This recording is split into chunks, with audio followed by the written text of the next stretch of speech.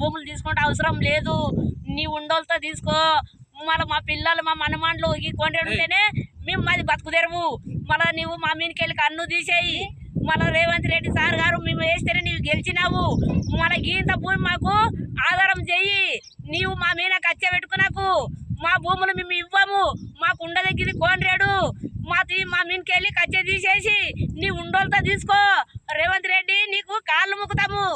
మళ్ళా ఆఫీసర్లకు కానీ కలెక్టర్ గారు కానీ ముఖ్యమంత్రి గారు కానీ తెలంగాణ గురించి ఎంత పోరాటం అంత పోరాటం, దాని గురించి మా పేదవాళ్ళ భూములు లాక్కొని మమ్మల్ని నడి రోడ్డు మీద ఈడ్చి పడేస్తే మా గతి ఏంది, పుట్టగతులు ఏం లేవు, ఇదే భూమి పైన జీవనాధారం చేసి తరతరాలుగా మా నాయన వాళ్ళు మేము బతుకుతున్నాం. మా పిల్లలకు కూడా మాకు జీవనాధారం ఏమీ లేదు. మా మీద దయ తెలిసి ఖచ్చితంగా మీరు ఇంతటితోనే ఈ సర్వే ఆపేయాలని మేము కోరుకుంటున్నాం. ఈరోజు వస్తున్నారు, వచ్చి ఎర్రపల్లిలో టేకప్ చేసి ఒకరొకరిని ఇచ్చిన వాళ్ళు తీసుకుంటున్నామని చెప్పి అందరినీ ఇవ్వని రైతులకు కూడా భయభ్రాంతులకు గురి చేయడం అనేది జరుగుతుంది. మా ఎట్టి పరిస్థితుల్లో మాకు ఉన్నదే ఎకరన్నర అరాకొర మొత్తము జీవనాధారం కొనసాగించేది ఆ భూమి పైన, కాబట్టి మేము ఎట్టి పరిస్థితుల్లో ఇచ్చేది భూమి మాత్రం లేదు. ఇక దేనికైనా సిద్ధం, మేము కూడా గవర్నమెంట్తో కొట్లాడడానికైనా సిద్ధము.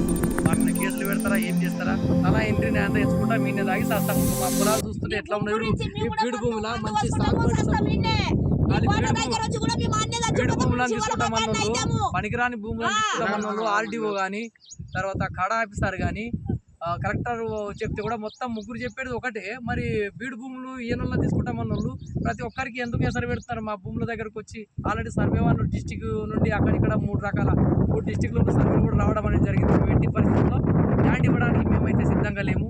మరి దాని మీద మీ ప్రయత్నం అనేది విరమించుకోండి అని చెప్పి నేను తెలియజేయడం అనేది జరుగుతుంది.